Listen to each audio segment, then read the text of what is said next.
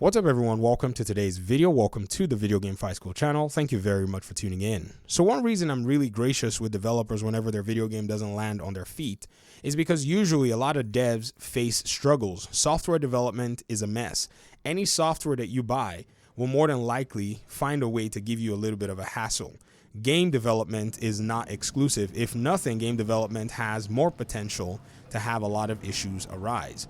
Gotham Knights was one of those games. It landed poorly on its feet, and I remember a lot of people stuck a knife into it.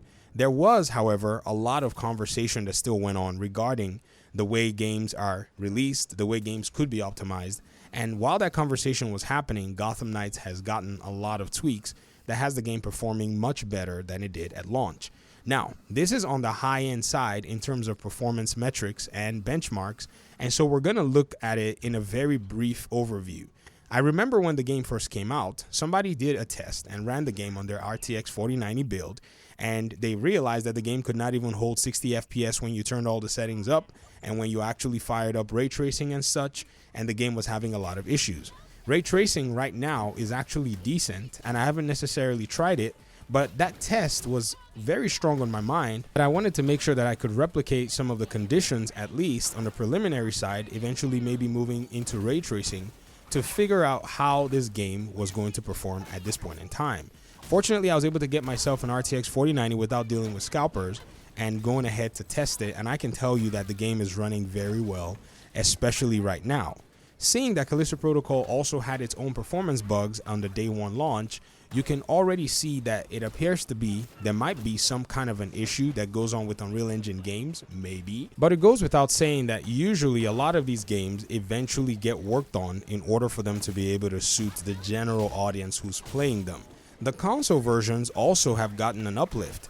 Now, in my other video, I talked about the Xbox version and talked a little bit about the game running even on a 4080 using 2K as the resolution metrics. I also fired up the game and tried it on my 4K monitor, but I was only able to get, I think, a refresh rate of about 120 at 1080p, and I thought the game looked phenomenal. I was almost jealous as to how good the Xbox version actually does look. I could not necessarily get the game to get a higher resolution with higher refresh rates because I guess you probably need a supporting display. I don't have one of those. I'm just starting to look into this 4K thing, and you probably also need a cable that actually gets the job done, an HDMI compatibility thing. I've been reading and I can't necessarily wrap my head around it just yet. So we are seeing improvements along the board, and we're also seeing improvements with this new release that just came out. So I think the approach for many gamers is, if you don't want to take the risk, the very best thing that you can do is just wait about a day or two, maybe in the case of Gotham Knights about 3 weeks, in order for you to be able to get performance patches get deployed for the game. That way you can get the very best version, because one thing many people don't necessarily pay attention to is a developer has people who expect games to release on specific release dates. This is where the biggest challenge has always been. I was watching a video about someone who was talking about the performance, and they said, I don't know whose fault it is for the game coming out to be buggy, but I hope that we'll probably get to it when all the dust settles and clears. I had to stop the video because it seemed like a lot of people want to play deaf when they know the answer to the question.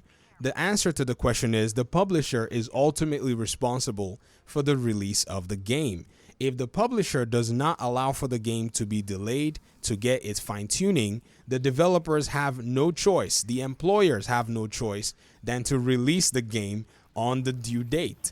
This makes the developers be the ones that take usually all the heat, while the publisher just sits in one little corner and nobody is really saying anything. There is a publisher for Callisto Protocol. I think it's called Krafton, and they are probably the people that will hold responsible for not maybe even saying, let's just give the game another few days. If you actually assess the entirety of Gotham Knights and how long it took for these improvements to actually go into place, you can see that it's actually significantly shorter than, say, a game like Cyberpunk 2077, which took a significantly longer time for them to be able to get the PlayStation 4 version right. In fact, it was so bad on the PlayStation 4 side that the game had to be taken down from the PlayStation Store. So here's the question. Could Gotham Knights have gotten a November release to probably alleviate a lot of the different issues that the game had at launch? The answer to that question is simply yes. And I guess you can actually have a follow-up question and say, why did the publisher not delay the game? And the answer is because the publishers usually want to get their money. They usually sometimes don't want to spend the extra money because the game has a specific budget that they want to stick to, and so they don't really care. They just go ahead and give the directive and tell the developers to go ahead and start working on patches while the game is out. So the game could go through a barrage of negative reviews, all kinds of different cynical comments, and even perception. And these publishers seem not to care as long as they feel like they've gotten some change out of the project, even if it's a loss that they're probably going to go right off on their corporate taxes somewhere. So this is a very interesting and harrowing experience when you think about the way Warner Brothers have been somewhat very notorious for having most of their games launch in weird states.